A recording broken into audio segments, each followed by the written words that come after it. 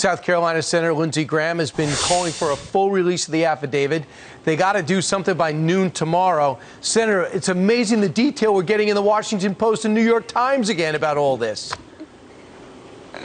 Yeah, this is the playbook of the Russia investigation, where you read in the New York Times and the Washington Post about the investigation that all turns out to be BS. So what I want a special master to look at what was seized. I don't trust the taint team. I want somebody outside of DOJ to look through these documents to see what is privileged, what is attorney-client.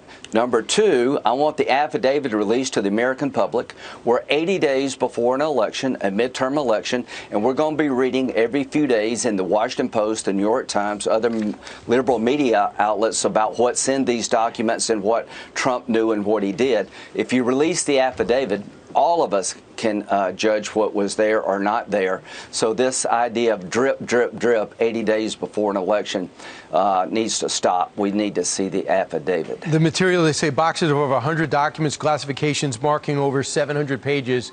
Do you not believe those numbers? I read about the Mueller investigation every week, right, in the New York Times and the Washington Post. Nobody told me that they altered information to the FISA court. Nobody told me that they had information that the entire basis for the Carter Page warrant was a bunch of hearsay and bar talk. So, no, I don't trust these people. What I want to do is see the affidavit.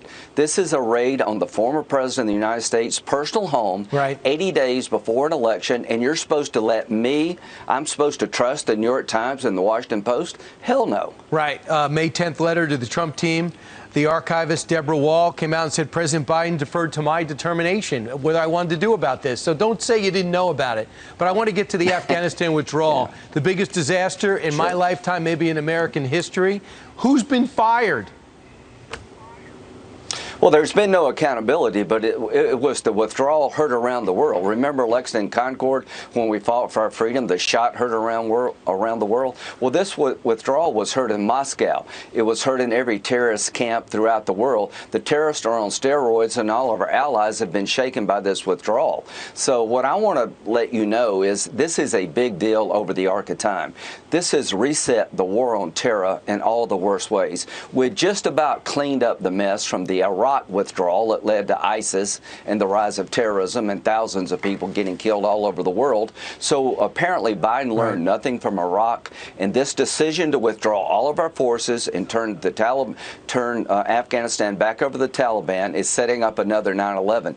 This is a very big deal. We're not prepared for the consequences of this withdrawal, and you'll never convince me this didn't affect Putin's decision to invade Ukraine. Senator, you saw our interview with Prime Minister Netanyahu. He's incensed about the imminent signing of this new Iranian deal, worse than the last, with no on-site inspections. This looks absolutely awful. What are you calling for at this hour? How can we stop this?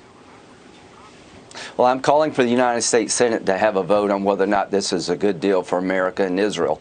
I'm also calling for the Senate, when we get back in session, to have hearings so Bibi and other politicians can come before the Senate and the House to tell us why they think it's a bad deal. The bottom line is the entire political infrastructure of Israel is against this deal. Not just Bibi, but the current Prime Minister, Lapid, and his ally Bennett are saying the same thing. I believe there's a majority of United States senators oppose this deal if we had a chance to vote. You got to remember the people doing this deal will crawl through glass to appease Iran. They're the same people in charge of your border. They're the same people that decided to withdraw from Afghanistan. This is a disaster in the making. We're heading for a nuclear-armed Mideast if this deal goes through. They're sending assassins to kill Pompeo and Bolton at the same time in our country, and the Saudi Arabian ambassador, and we're trying to do a deal with them. It is just mind-boggling and idiotic. And guess who's upset about it? Schumer didn't vote for the last one. Menendez didn't vote for the last one. Cardin didn't vote for the last one. They got to show some guts and stand up and stop this administration. Senator, great to see you. Thank you.